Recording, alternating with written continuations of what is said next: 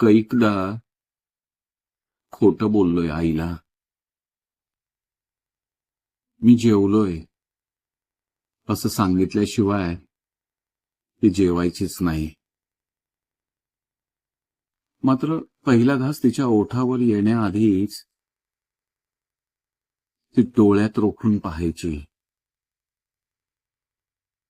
तिथून काळजात उतरायची.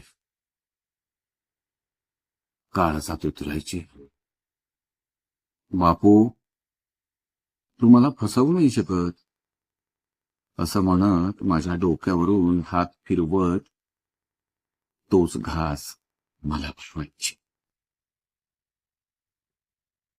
माझं जेवण होईपर्यंत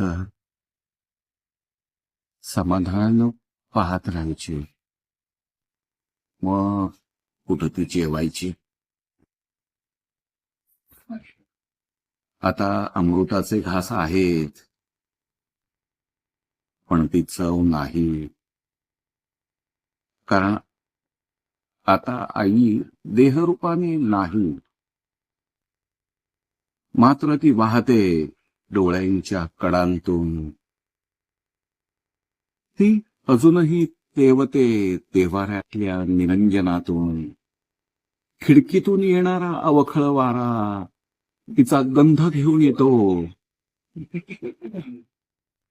परसातल्या जाईच्या वेलीत ती दरवळते. प्राजक्ताचा सडा होऊन ती अंगणात बरसते. वृंदावनातल्या तुळशीच्या मंजुळेत ती झंकारते.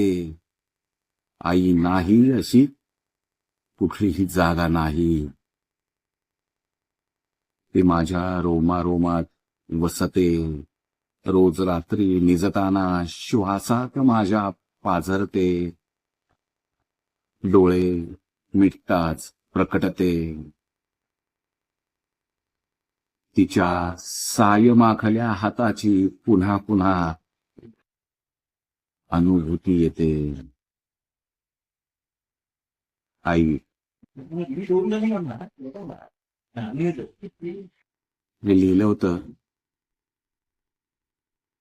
आईचा लाडका बापू यांनी. आई